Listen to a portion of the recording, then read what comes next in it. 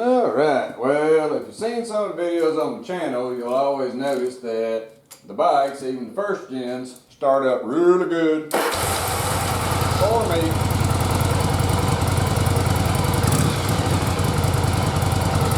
And I don't have too many issues with them starting because number one, I don't like them to sit there and crank, and number two, that's the way they ought to start.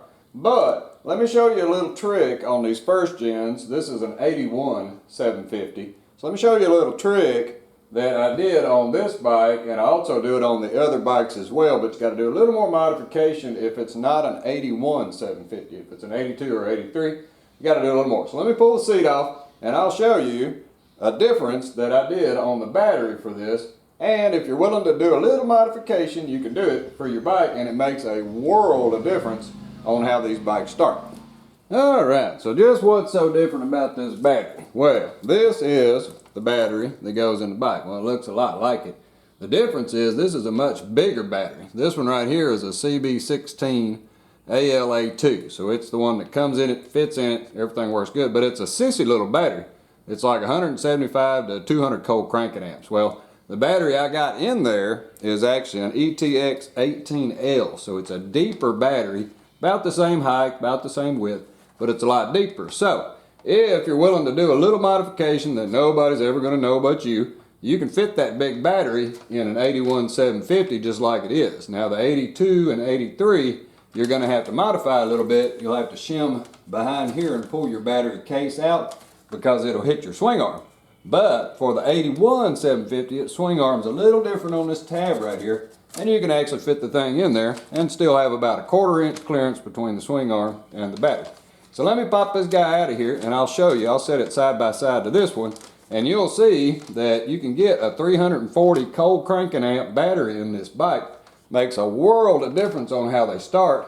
And I even have a 2-pole starter still on this bike, and it'll crank it right over. No problems at all. Never had any worries. So let me pop it off there, show you what you got to do to modify it. And like I say, if your bike's 40 years old and you'd rather have it start good than be just bone stock, this might be something that you can do that's going to make you really enjoy starting this bike.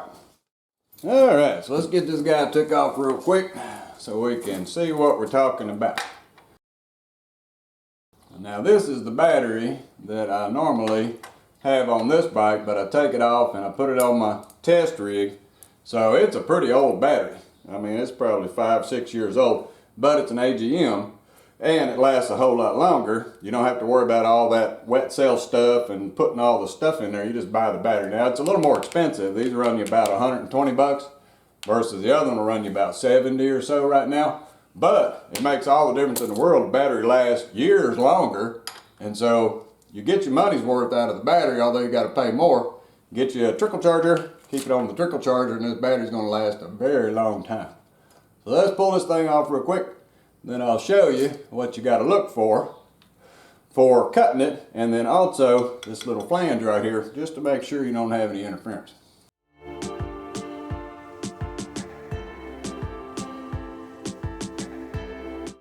Alright, so here is our 340 cold cranking amp bigger battery sitting right beside our sissy little 175 200 cold cranking amp battery that fits the box. And you can see the height is about the same, the width is about the same, but it is a ton deeper. And so what we got to do is modify a little bit up on the bike up here to get that deeper battery to fit. So we'll show you that here in just a second. So yeah, so you can go up quite a bit on battery size. It's going to help you with your cranking. The good thing is that this battery doesn't work as hard because it's got so many cold cranking amps. The battery lasts a lot longer because it's not working much. So you can get years out of one of these versus maybe 1 season or 2 seasons if you're lucky out of this one for a first gen. So let's get set up over here and I'll show you what you got to modify.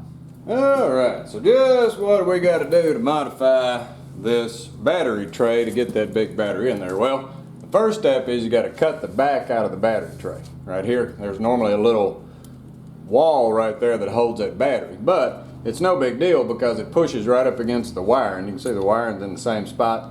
You just got to get it down in there pretty tight and you won't have any issues there. It doesn't really hit anything here. So you got to cut that back part out, and then you can slip the battery in. The other thing you got to do is on the top, there's a little lip that's on the back side right here that holds the battery up top. You got to cut that off too and make this guy flush right on top. Then you can lock it back in place and that battery can slide all the way to the back. So that's really the only two things you got to modify as far as cutting plastic out. And like I say, you're the only ones ever going to know. Nobody sees stuff like that right there.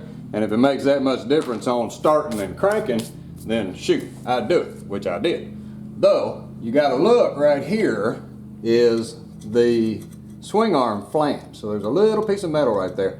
And it's different for the 81 750 versus the 82 750. The 82 750 is shaped a little different. 83 is the same way.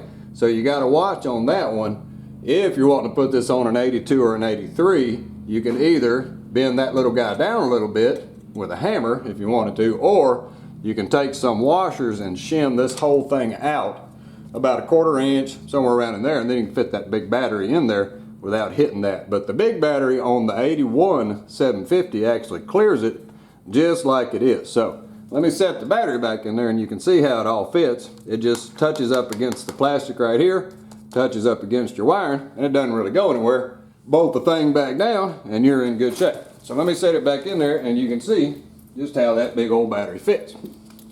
So here's our big battery. So you just plop him right down in there. You can see this one's so old the sticker's coming off.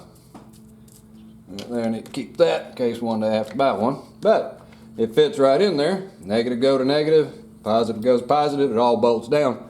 And when you take this part off the bottom of it, it'll still fit here, and then you have to just kind of work it down over the little mount right there, and then you can bolt the thing in.